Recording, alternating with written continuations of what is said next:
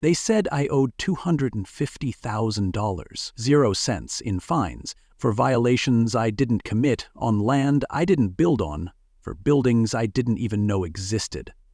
That was the welcome letter. No sorry for your loss, no fruit basket, just a typed-up threat from the Sunhaven Ridge Homeowners Association demanding payment for 5 years of made-up nonsense.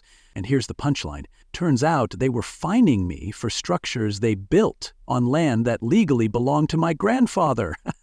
That's like a burglar suing you for tripping over your own coffee table. I hadn't even unpacked my suitcase, and already I was being dragged into a real estate soap opera where the HOA was both the villain and the scriptwriter. Hey, where are you watching from? Drop it in the comments. But don't scroll just yet, because this ain't just some HOA horror story. It's the one where I, a laid-off IT guy turned accidental Montana rancher, got slapped with a $250,000 0 cents fine by a board of smug suburban warlords who didn't even own the land they were building on. My land.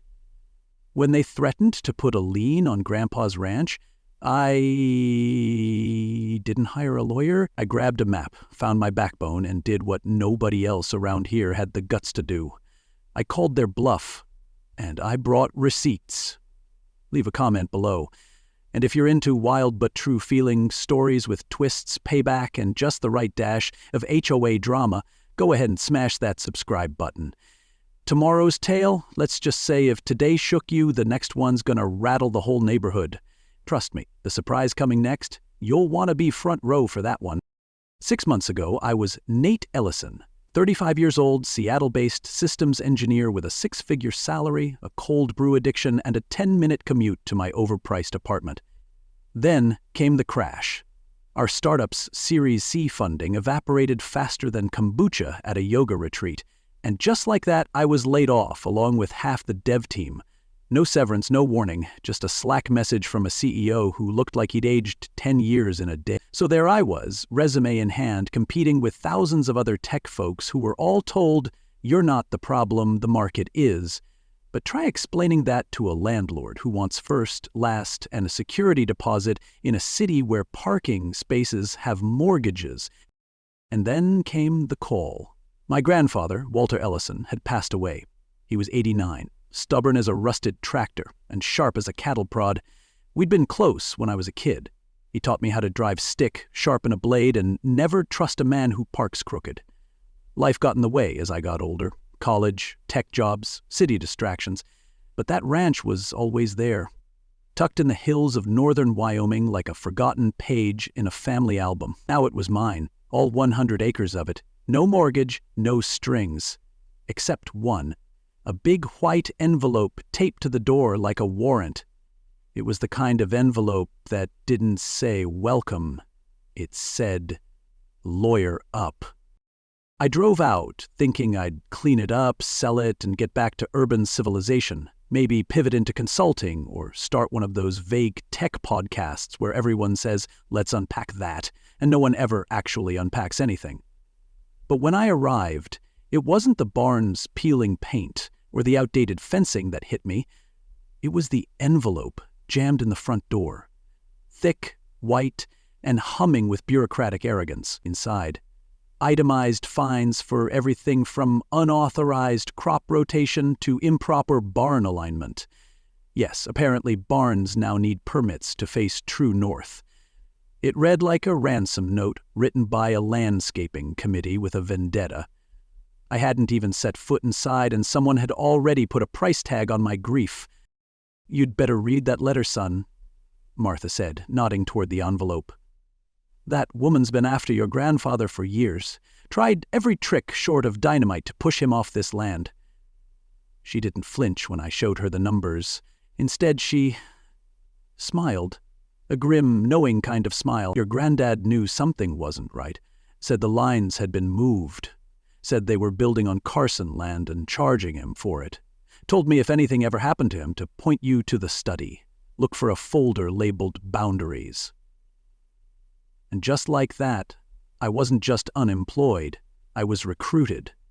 Into a battle I didn't start, but one I'd be damned if I didn't finish. 6 months ago, I thought the worst thing that could happen was losing my job. Shows how little I knew. One Tuesday morning, our CEO gathered us for an all-hands.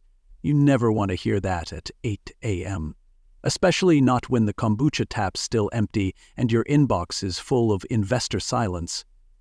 The man looked like he'd slept on a conference table and smelled like anxiety.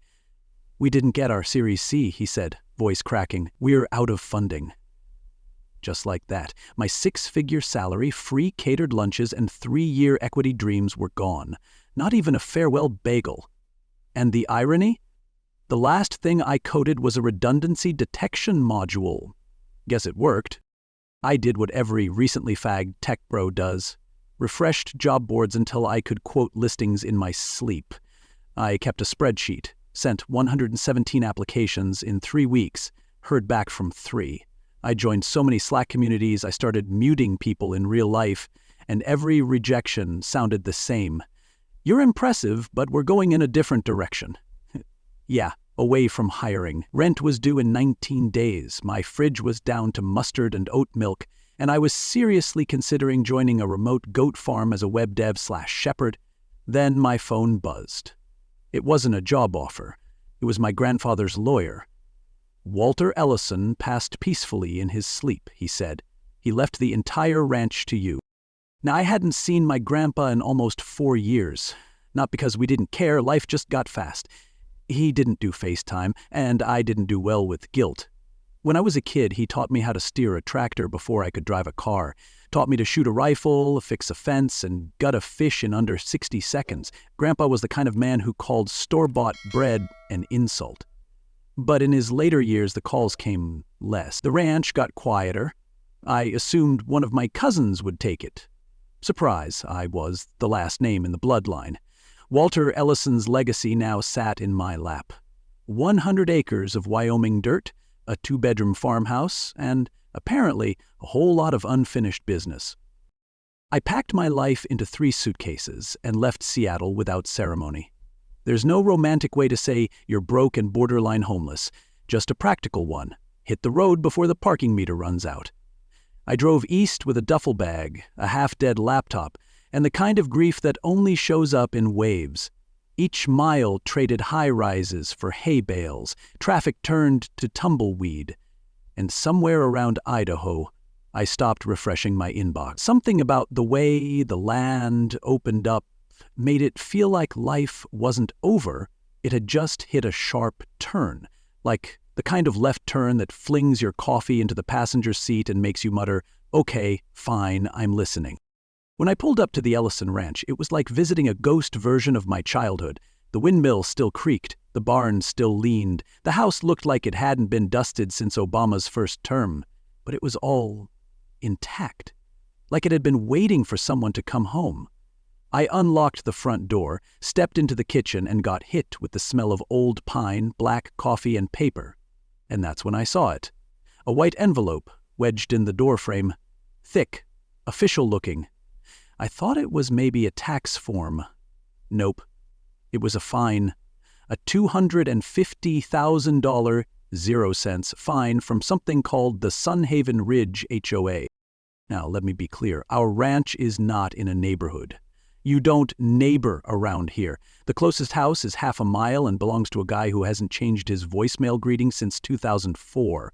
But this letter listed violations like we were in a gated subdivision, unauthorized fencing, non-compliant barn paint, agricultural activity in a residential zone. It was so ridiculous I laughed. Then I saw the threat. If the amount wasn't paid in 30 days, they'd place a lien on the property.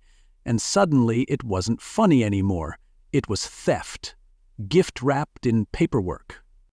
The next day, I met Martha Briggs. She showed up on the porch with a basket of muffins and a face like she'd seen a lot worse than me. "You must be Nate," she said. "I was friends with your grandfather for over 30 years. We used to trade fence repairs for peach jam." I liked her immediately. She wore boots that looked older than my career and had the kind of calm only lifelong ranchers carried. When I showed her the HOA letter, she didn't blink. "They've been after Walter for years," she said. "He was the last one on this ridge who wouldn't sell." She pointed toward the hills. That's when I noticed them. Rows of cookie-cutter mansions creeping closer to our property line like suburban mold. Turns out Sunhaven Ridge wasn't just a homeowners association. It was a land-hungry, lawsuit-happy machine run by a woman named Vivian Ray. She'd been buying out surrounding plots for years, turning pasture into pavement. My grandfather had refused every offer, and when money didn't work, the paperwork started. Fines, codes, boundaries redrawn in midnight meetings. Walter said they moved the markers, Martha told me, collecting proof. Said if anything happened to him, I should point you to the study. He left a folder marked Boundaries. That night, I didn't sleep. I tore through cabinets, drawers, desk files, until I found it. A manila folder, aged and thick with maps, photos, hand-scribbled notes. And suddenly, the find wasn't the story, the land was. Inside that folder were property surveys from 1952, notarized maps, fence post photos, and a letter from a county clerk noting discrepancies in recent Sunhaven plats. I sat at Grandpa's old desk, surrounded by decades of evidence that someone had been encroaching, quietly, boldly, and worst of all, legally. Or so they thought. One photo showed a metal stake with a date scratched in. That stake now stood inside a luxury development's backyard barbecue patio. I leaned back in his creaky leather chair and realized I wasn't just the new owner of a ranch. I was the last line of defense against a land grab dressed up as progress. The kicker? My grandfather wasn't just trying to defend the property, he was trying to defend the truth. He hadn't gone quietly, and neither would I. I opened his journal, flipped to the last few pages, and read his last entry.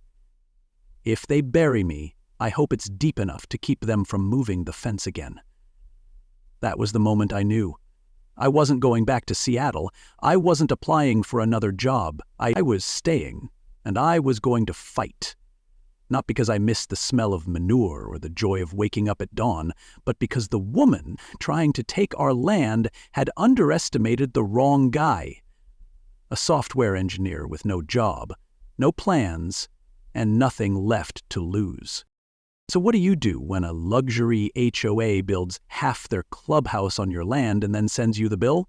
Well, let's just say I didn't call a lawyer first. I called their bluff, and next time I'll show you exactly what I found in that old folder and why it made the entire county flinch. So if you haven't already, hit that subscribe button and stick around, because this isn't just about fences anymore. This is about fraud, family, and a fight they never saw coming. I'd barely had time to dust off my boots when Martha Briggs showed up like she was delivering gospel, and maybe she was. She walked straight up my porch steps, no knock, just a hard rap on the doorframe like she owned the place, holding a pie in one hand and a look that said she knew more than she was about to tell. "You Nate Ellison?" she asked, already stepping inside. "I was your granddad's neighbor for 32 years. He fixed my roof, I fixed his fencing. We swapped more gossip than groceries. He was a good man, and a stubborn one." She paused just long enough to read the letter on the table. Her face didn't change. "So they hit you too, huh?" I nodded. She nodded back. "Then you need to hear the whole story." And right then, with a pie, a stare, and a sentence, I realized I hadn't inherited a ranch. I'd inherited a war. We sat at the kitchen table like two generals planning a counterattack, me armed with confusion, her with memory. "You ever hear of Vivian Ray?" she asked. HOA board president, calls herself a community leader but walks like a developer in pearls. 5 years ago, she started picking off landowners like a buzzard with a clipboard. Your grandfather told her no, twice. That's when the fines started. I leaned in. "So she punishes people who won't sell?" Martha's lips tightened. "She doesn't punish, she erodes. Fines for nonsense, letters full of legalese. People give up not because they're wrong, but because they're tired." It wasn't hard to see the pattern. Vivian didn't fight like a warrior, she fought like a termite. Quiet, relentless, and already inside the walls before you realized there was a problem. I showed Martha the envelope I'd found. $250,000, 0 cents in fines for unauthorized construction and boundary violations. Her eyes scanned it once, then again. "You know what's funny?" she said, handing it back. "They fined Walter for the same fence he rebuilt every spring for 40 years. That line hasn't moved since Eisenhower." I asked her if there was any proof. She didn't hesitate. "He said if anything happened to him, to send you to the study. Bottom drawer, folder marked boundaries. Said it had everything." I stood up so fast I knocked over my coffee. "In tech, we call that a breakpoint, a line in the code where you stop everything and examine what's really going on. In ranch life, apparently, it's when the pie gets cold, because you just found a map that rewrites your future." The folder was exactly where she said it'd be. Bottom drawer, wrapped in rubber bands that had turned to dust. Inside, a map from 1952 with the original property lines. Grandpa's handwritten notes were all over it. Angry arrows, exclamation points, old photo references. I laid the whole thing out on the dining table, like a crime scene. One photo showed a fence post dated 1983, and the GPS coordinates scribbled beside it didn't lie. That post now sat smack in the middle of a luxury backyard barbecue. I matched it against a more recent survey, one done by the HOA's own hired guns. And just like that, the boundary lines had shifted. Not a little, not debatably. By 10 acres. 10 acres that now held 15 homes, a walking trail, and half of Sunhaven Ridge's clubhouse. Vivian hadn't just moved the goalposts, she paved over the whole field and sold season tickets. I stared at the documents, heart pounding with that sharp, electric kind of anger, the kind that doesn't just boil, it crystallizes. This wasn't a misunderstanding, this was theft. Dressed up in khaki slacks and HOA bylaws. I thought of Grandpa spending his last years fighting paper wars while some polished woman in a corner office cashed in on his silence. That's what hurt the most. Not the money, not the land, but the silence. He had the truth in his hands and no one to carry it forward. Until now. I felt like someone had handed me a torch and whispered, "Run with it, kid." And maybe I wasn't a rancher yet, but I knew enough about debugging systems to see this one had been rigged from the inside. I went back to Martha with the folder in hand. She looked at the documents like she was seeing ghosts. "I told him," she said softly. "Told him to go public. But he said no one would believe an old rancher over a slick developer with lawyers on retainer." I said, "Well, maybe they'll believe a pissed-off grandson with nothing left to lose." She grinned at that. "You planning on doing something crazy?" "No," I said. "I'm planning on doing something correct." And that was the moment the ranch stopped being a burden and started being a cause. Next morning, I drove into town with the folder riding shotgun. I wasn't going to a coffee shop. I was going to the courthouse, because the only thing more powerful than stolen land is proof in your own handwriting. The first thing I learned walking into the Sunhaven Ridge HOA office is that their idea of rustic charm involves stone fountains, refrigerated air, and a receptionist who smiles like she's been trained not to blink. "Can I help you?" she asked, tilting her head just enough to make me feel like I might have tracked in cow dung. "I'm here to speak with Ms. Vivienne Ray," I said, placing the folder on the counter like it was a legal grenade. The receptionist looked down at it, looked back up at me, and froze. I could see it in her eyes. She'd been trained for complaints, not confrontations. A phone call later, she led me through hallways too quiet and walls too beige to a glass office where the woman herself sat like a CEO, pretending she still cared about book clubs. Vivian Ray didn't stand. She didn't offer a handshake. She just motioned to a chair like a queen offering clemency. Mid-40s sharp suit, sharper eyes. Her expression said she already knew who I was and had already decided I was inconvenient. "Mr. Ellison," she began, "I was sorry to hear about your grandfather. He was persistent." "That's one word," I replied, placing the map on her desk. "Here's another. Landowner, one whose property includes this ridge, which, according to every original survey and photo in this folder, you've been building on for the past 4 years. Her eyes flicked to the folder, but didn't move. She didn't reach for it. That's when I knew I had her attention. When someone won't touch the evidence, it's because they already know what it proves. "Mr. Ellison," she said, folding her hands like a mediator at a marketing retreat, "the Sunhaven Ridge development was approved by county planners and confirmed through professional surveying firms." I nodded. "Right. Paid for by your company and revised 3 times without public notice." Her smile faltered, just for a beat. "You've done your homework." "I was raised by a man who believed fences were sacred," I said. "I guess I just didn't expect to find my grandfather's land supporting your yoga studio and a row of overpriced wine cellars." She leaned back, calculating. "If there was a boundary issue, I'm sure it was an innocent mistake." I shook my head. "Lady, you built castles with bricks from someone else's house, and now I've got the deed." What came next wasn't anger. It was silence, that heavy, tight-lipped kind, the kind that only ever shows up when the mask starts to crack. By the time I left her office, I had a hunch I wouldn't be invited back for tea. I went straight to the county clerk's office, where a woman named Jenny greeted me like I was a ghost she'd been expecting. "You're Walter's grandson," she said, before I even introduced myself. "He was in here weekly before he passed. Said he was onto something." She pulled out an old survey, dust still clinging to the edges. "We've had questions about Sunhaven's Phase 3 since the beginning, but nobody wanted to push it." I placed Grandpa's folder next to it, and for a moment Jenny just stared. Then she whispered, "They really did it, didn't they?" I nodded. "And now we do something about it."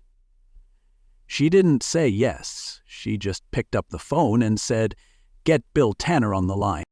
Bill Tanner was the kind of man who looked like he surveyed land the way a chef judged knives, by weight, by balance, by instinct. He arrived the next morning in a dust-covered pickup, holding a clipboard like it was a gavel. "I remember your grandfather," he said, shaking my hand like it was a contract. He knew something was off. For 3 hours we walked fence lines and measured coordinates. He barely spoke except to say, "Yep," or "That's bad." When he finally spread out the maps on the hood of his truck, he tapped one spot with a blunt finger. "Right here, 10 acres. Yours, no question." I exhaled. "That include the houses?" 15, he said, "plus half their clubhouse." I looked at him. "How solid is this?" Bill didn't blink. "Court solid." And just like that, what had been suspicion turned into something stronger, something sharp, something actionable. But it got better.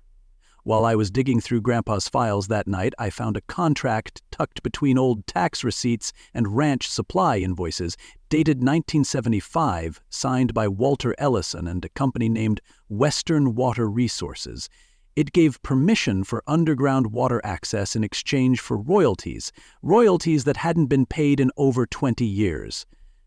I did some digging. Turns out, Western Water Resources had been acquired by, you guessed it, Vivian Ray's parent company back in 2003, meaning not only had she built on our land, but she owed us for water rights the whole time. And the best part? The contract included coordinates that perfectly overlapped with the stolen acreage. It was a smoking gun soaked in groundwater. Vivian hadn't just overstepped a boundary. She'd swallowed it whole and forgot to chew. That night, I sat on the porch holding the folder in one hand and the water contract in the other. The stars stretched over the ranch like they were watching, waiting. I thought about Grandpa, how he spent his last years piecing together the truth one fence post at a time. And now it was all here, the proof, the paper, the power. And I wasn't going to waste it. Vivian Ray thought she was dealing with a man she had no idea his grandson was just getting started. So now I've got court-proof surveys, unpaid water royalties, and a folder full of receipts Vivian hoped no one would ever read. But here's the thing about silence. It only works until someone speaks up. In the next part, I take this battle to the one place HOA queens can't control: the public. If you thought things were wild already, wait till you see what happens when the neighbors find out who really owns their backyard. Hit that subscribe button so you don't miss what comes next, because the truth is about to go viral. I wasn't planning on becoming a content creator, but when you've got 15 homes on stolen land, a dusty folder of evidence, and a narcissistic HOA president pretending it's all just a clerical hiccup, you don't write a polite letter. You open your phone, hit record, and tell the truth. I called the video, "This HOA tried to fine me $250.00 K on my grandfather's land." Posted it with zero filters, zero effects, and about as much polish as a ranch boot after a thunderstorm. But something about an unemployed software engineer standing on a Wyoming fence line with a manila folder and a furious tone hit a nerve. Within 3 days, the views climbed faster than HOA dues. By day 5, people were tagging their own neighborhood nightmares in the comments. Turns out, I wasn't the only one tired of paying for someone else's power trip. The best part? The silence broke. Once the story was out, the inbox lit up like a Christmas tree in July. Former Sunhaven contractors, old residents, even a guy who claimed he'd been ghosted by Vivienne after asking too many questions about boundary permits. But the most important message came from a woman named Leah Monroe, an environmental lawyer, single mom of 2, and, as she put it, a reluctant resident of Sunhaven Ridge. She'd moved there for the school district, not the suburban surveillance state. "If what you're saying is true," she messaged, "the HOA has been collecting fees for land they don't even own. That's fraud, Nate. Let's talk." I replied in 5 seconds flat, because when the HOA starts gaslighting you, the only antidote is a lawyer with receipts and nothing left to lose. Leah and I met at a coffee shop on neutral turf, one of those places that still plays jazz and charges $6.00 for the privilege of sitting in a chair. She brought a legal pad, a stroller, and eyes that could cut through contracts and excuses. "I've suspected misuse of funds for months," she told me. "Maintenance fees keep rising, but projects keep disappearing. If the land's not legally HOA territory, they don't just owe you, they may owe every homeowner in that expansion." The wheels were turning fast. I pulled out the survey maps and water rights contract. Her eyebrows raised so high I thought they'd hit the ceiling fan. "This isn't a dispute," she said. "This is a scandal." I took a sip of burnt espresso and nodded. "Then let's make it public." Because if Vivienne built her empire on silence, I was ready to tear it down one video and one caption at a time. We started small, a Facebook page called Truth About Sunhaven HOA. Leah handled the legal language, I handled the storytelling. Every post had receipts, photos of boundary markers, scans of royalty contracts, letters with threatening HOA language that sounded more like a mob shakedown than a neighborhood knot. The town hall was scheduled 2 weeks later, and we knew we couldn't just show up, we had to show out. Leah printed 30 copies of the original survey overlays. Carlos dropped off copies of internal emails that suggested Vivienne knew about the boundary breach 2 years ago. I stood up front with a projector and a microphone like some anti-HOA preacher ready to baptize the truth in public shame. The room was full. Residents, reporters, people holding their HOA fee statements like pitchforks. When Vivienne entered, wearing a white blazer like she thought it was armor, you could feel the temperature drop. I didn't waste time. I started with the maps, then the contract. Then the footage of boundary markers that now sat under someone's trampoline. For 10 minutes, I presented. For 10 minutes, Vivienne said nothing, but when I finished and opened the floor for questions, she stood up. "Mr. Ellison is misrepresenting the facts," she said, voice cool and practiced. "We have followed every county regulation, every zoning guideline." "Then why is your clubhouse on Ellison land?" someone yelled from the back. Another voice, "Why are we paying fees for land that isn't even under HOA control?" And then another, "You said these fines were legitimate. What else have you lied about?" Vivienne tried to speak, but it was too late. The silence she'd relied on had flipped sides. And now, the HOA was being cross-examined by its own community. No court required. 2 days later, I was served. A defamation suit for $500,000, 0 cents. Filed by Vivienne Ray herself, claiming emotional distress, reputational damage, and undermining confidence in the HOA board. I read it over a breakfast burrito like it was the funny pages. Because here's the thing about picking a fight in public. Once the crowd knows the rules were rigged, the person holding the deck starts to sweat. And Vivienne? She was sweating. But she also made a mistake, because that lawsuit gave us access to discovery, and what we found next made everything else look like child's play. The courtroom wasn't much, the fluorescent lighting, too many beige chairs, and a clock that ticked like it was daring someone to lose patience. But I sat there calm, folder on my lap, wearing a suit I hadn't touched since my cousin's wedding. Across the aisle sat Vivienne Ray, her legal team flanking her like nervous chess pieces. Her expression had shifted from queen to cornered, but she still had that tight smile, the kind that says, I might lose, but I'll never admit I deserved it. What she didn't know yet. The judge had already seen the water contract, the one with her name on it, the one proving she'd acquired the water rights to land she swore she didn't know she was building on. She hadn't just laid foundations on stolen soil, she laid them on someone else's story. And now the plot was caving in. Leah sat beside me, flipping through our evidence binder like she was preparing a sermon. When it was our turn, she stood up with the quiet confidence of a woman who didn't need to raise her voice to raise the temperature. Your Honor, she began, this is not a case of misunderstanding, it is a case of misappropriation. She laid out the survey maps, the faded but binding water contract, and emails from HOA meetings where Vivienne was warned about boundary disputes, yet kept building. Every time Leah pointed, Vivienne's attorney looked more like he wanted to be anywhere else, preferably in a dimension without land records. It wasn't just damning, it was definitive. Vivienne hadn't just ignored the truth, she'd paved over it and tried to rent it back to us monthly. When the judge ruled, it was quiet. No gavel slam, no movie moment. Just words, measured but mighty.